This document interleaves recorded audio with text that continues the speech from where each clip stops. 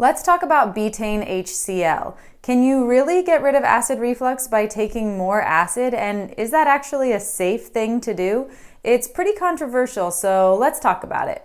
If you haven't subscribed yet, hit the subscribe button and the bell to be notified every time I post a new video about gut health and reflux solutions. A supplement called betaine HCL is one thing that helps a lot of people get over reflux symptoms, but it's not for everyone. It should be used cautiously, and this isn't medical advice, but I will tell you why betaine HCL works for some people to get rid of reflux.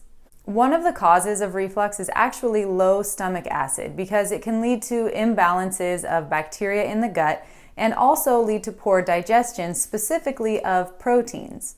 Proper levels of stomach acid also signal the LES, or lower esophageal sphincter, the valve between the stomach and the esophagus, to close tightly. If that doesn't close tightly, then you have acid, undigested food, gases, other things that can reflux upward into the chest and the throat and cause those uncomfortable, painful, irritating symptoms of reflux.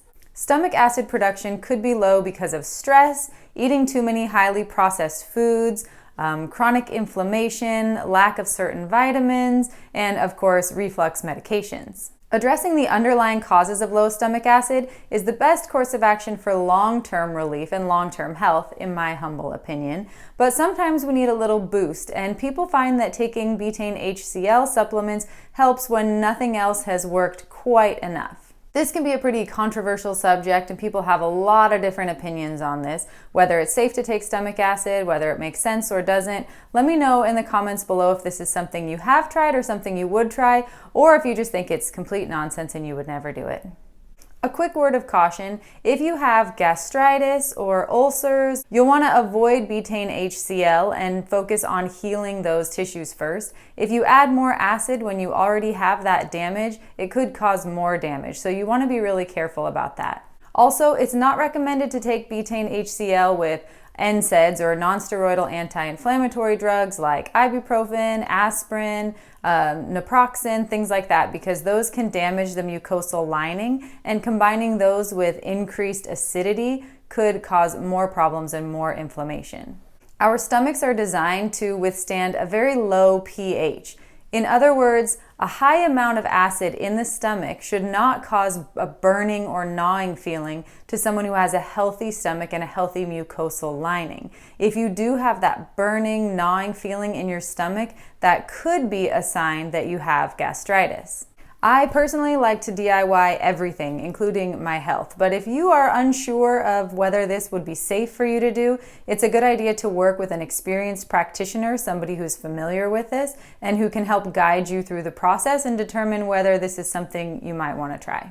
Okay, so if you've come this far, you don't have ulcers, you don't have gastritis, and you do suspect low stomach acid, how do you take betaine HCL to get your stomach acid levels up to what they should be, hopefully improve your digestion, and get rid of those reflux symptoms? So you can find betaine HCL pretty much anywhere that you buy supplements. There's no standard dosage, and there's a pretty big range. I've seen anywhere from 300 milligrams up to 1500 milligrams. Personally, I like to start kind of right in that middle area so that it's enough to do something, but not so much that you're just going crazy with it.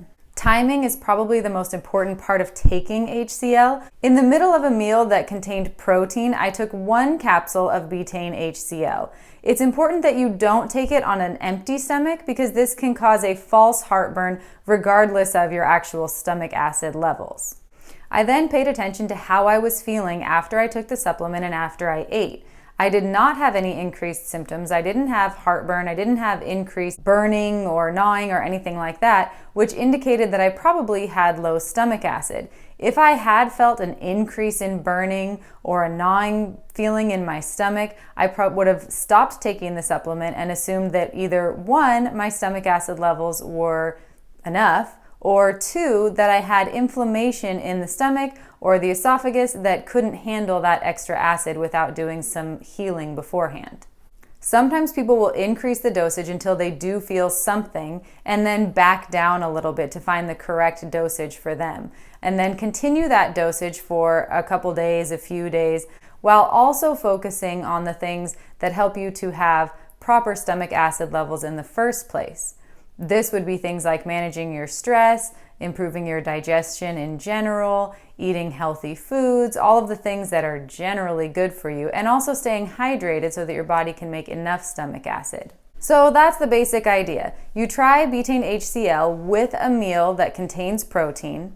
You watch to see how you respond to it, whether your symptoms increase or decrease. You can increase your dosage if you're not feeling any symptoms.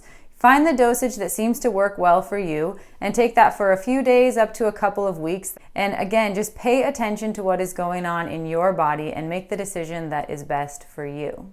And if this has you wondering, do I have low stomach acid? Check out my video, Signs You May Have Low Stomach Acid.